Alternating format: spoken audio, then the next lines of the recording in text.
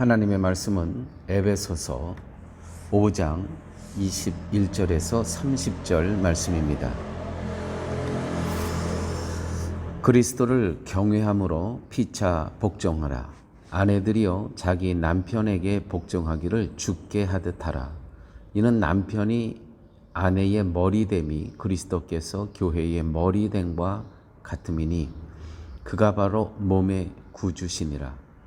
그러므로 교회가 그리스도에게 하듯 아내들도 범사에 자기 남편에게 복종할지니라. 남편들아, 아내 사랑하기를 그리스도께서 교회를 사랑하시고 그 교회를 위하여 자신을 주신같이 하라. 이는 곧 물로 씻어 말씀으로 깨끗하게 하사 거룩하게 하시고 자기 앞에 영광스러운 교회로 세우사 티나 주름 잡힌 것이나 이런 것들이 없이 거룩하고 흠이 없게 하려 하심이라. 이와 같이 남편들도 자기 아내 사랑하기를 자기 자신과 같이 할지니 자기 아내를 사랑하는 자는 자기를 사랑하는 것이라. 누구든지 언제나 자기 육체를 미워하지 않고 오직 양육하여 보호하기를 그리스도께서 교회에게 함과 같이 하나니 우리는 그 몸의 지체임이라. 아멘. 오늘 사도 바울이 로마 감옥에서 편지를 보내는데 그 수신자가 바로 에베소 교회의 성도라는 것입니다. 이 편지를 받는 사람들이 에베소 교회의 성도들. 오늘 말씀을 시작하면서 이렇게 시작되죠. 그리스도를 경외함으로 피차 복종하라. 피차. 서로 복종하라. 이처럼 피차라는 말에 의해서 사라지는 것은 강자와 약자의 관계가 사라집니다. 피차 복종하라. 이것은 예수 그리스도께서 아버지 하나님의 뜻에 복종하셨던 섬김을 말씀을 통해서 아는 성도만이 복종하는 것을, 예수 그리스도께서 복종하시는 것을 알 수가 있다는 것입니다. 예수 그리스도의 이름에는 자신의 강함이나 자기 주장이 전혀 없습니다.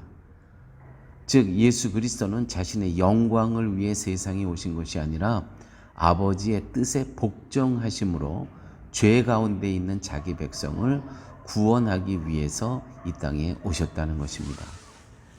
오늘 본문은 표면적으로는 그리스도인으로서 좋은 부부 관계에 대해 말하는 것으로 보이지만 32절 말씀에 이 비밀이 크도다. 나는 그리스도와 교회에 대하여 말하노라 라고 기록되어 있습니다. 그러므로 바울은 아내와 남편의 관계를 내세워서 그리스도와 교회에 대해 이야기를 하고 있는 것입니다. 교회를 생각할 때 먼저 우리를 향하신 그리스도의 사랑을 기억해야 합니다. 복종은 힘에 대한 강제적 굴복이 아니라 사랑에 대한 반응입니다. 따라서 남편이 아내에게 남편인 자신을 머리로 여기고 주께 하듯 복종하기를 원한다면 먼저 그리스도가 교회를 사랑하는 것과 같은 사랑을 아내에게 보여야 합니다. 그리스도께서 교회를 사랑한 것 같이 남편이 아내를 사랑해야만 아내가 남편을 머리로 여길 것입니다. 다시 말씀드리지만 오늘 본문은 에베소 성도에게 보내는 편지라는 것입니다. 성도가 아닌 일반 사람들에게, 세속적인 사람들에게 피차 복종하라. 이거는 그들로서는 이해가 안 되는 것입니다. 오늘 말씀 가운데 그리스도를 경외함으로 피차 복종하라. 그리스도를 경외함으로 피차 복종해야 된다는 말이 먼저 있고요. 그 다음에 아내는 남편들을 머리로 여기라. 그리스도가 교회의 머리 대신 같이 성도들 가정에서도 주의하십시오. 성도들 가정입니다. 이거는 에베소 교회의 성도들에게 보내는 편지입니다. 그러므로 과연 이 말씀이 성도가 아닌 일반 세속적인 그러한 가정에 해당이 될까요? 성도가 아닌 남편을 머리로 여기는 것이 가능하겠습니까? 예화 하나를 드리는데 이 예화는 실질적으로 한 교회에서 있었던 예화입니다. 한 아내가 그 교회의 담임 목사에게 보낸 이메일을 그 부인의 허락을 얻고 남편이 목사님께서 주일 설교를 하신 내용입니다. 내용은 이런 겁니다. 자기 남편은 교회와 사회에서는 정말 모범적인 남편이라고 하였습니다. 또한 웬만한 기독교 서적은 다 읽은 그러한 사람이라고 하네요. 모든 공적인 예배는 다 참석하는 사람이었답니다.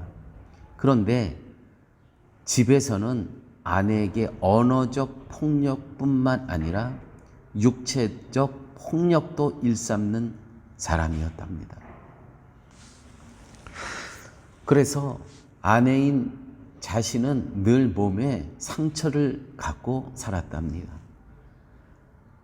딸 아이 하나밖에 없는 그 딸 아이 앞에서도 엄마를 언어적으로 육체적으로 구타하고 내 엄마는 맞을 짓을 했다고 자기 정당화, 자기 합법화를 하는 그러한 아빠였다고 합니다.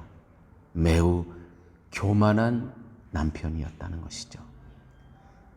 딸아이는 이제 사춘기 속에 들어온 딸아이는 자기는 절대로 결혼하지 않겠다고 하였답니다.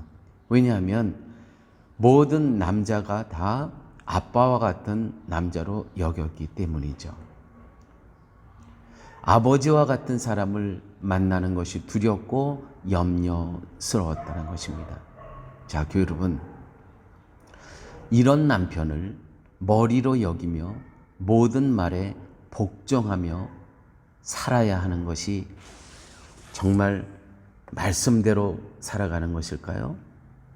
오늘 말씀을 다시 한번 보겠습니다. 21절.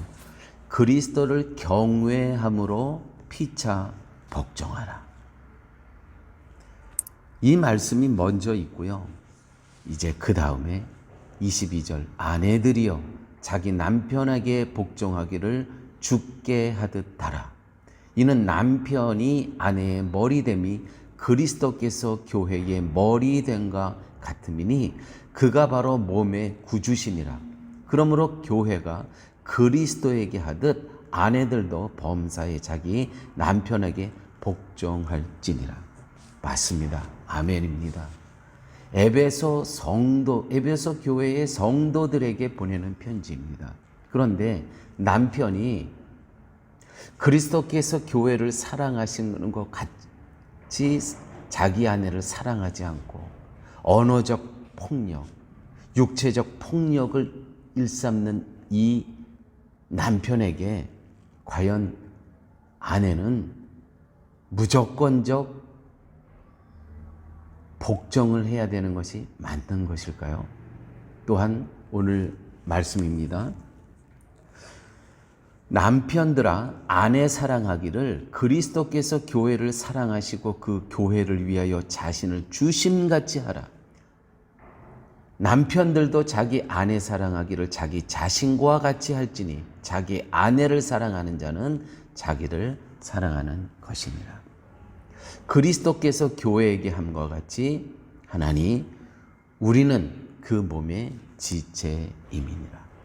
사랑하는 교회 여러분, 오늘 말씀을 마치면서 특별히 남편 되신 성도님들에게 말씀을 합니다.